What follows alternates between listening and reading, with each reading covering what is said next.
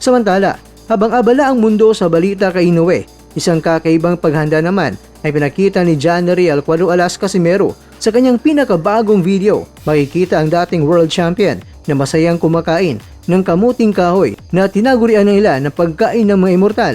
At ayon sa kampo ni Casimero, ang simpleng pagkain ito ang nagbibigay sa kanya ng kakaibang lakas at stamina. Sa video, kapansin-pansin na napakatindi at batak na pangangatawan ni Cuadro Alas. Mukhang seryoso ang boksingero sa kanyang conditioning para matiyak na walang lusot ang kanyang susunod na kalaban. Handa na ang lahat para sa bakbakang John Riel Casimero at Luis Pantera Neri na gaganapin sa Japan ngayong darating na June 6, 2026. Ito ang laban na matagal na inaantay ng mga fans dahil sa init ng dugo ng dalawang boksingero sa isa't isa. Sa mga kumakalat na clips ng kanyang training camp, makikita ng monster version ni Casimero. Hindi lang bilis kundi tindi ng muscle definition ang pinapakita ng Pinoy Pride.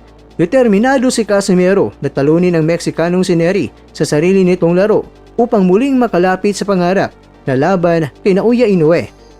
Samantala, nagdiriwang si Inoue sa kanyang pagbabalik bilang Pound King. Sa kabilang banda naman, ang angas ng Pinas na si John Riel Casimero ay abala sa pagkukondisyon gamit ang pagkaing probinsya kaya ng kamuting kahoy, pagkain ng pangimortal.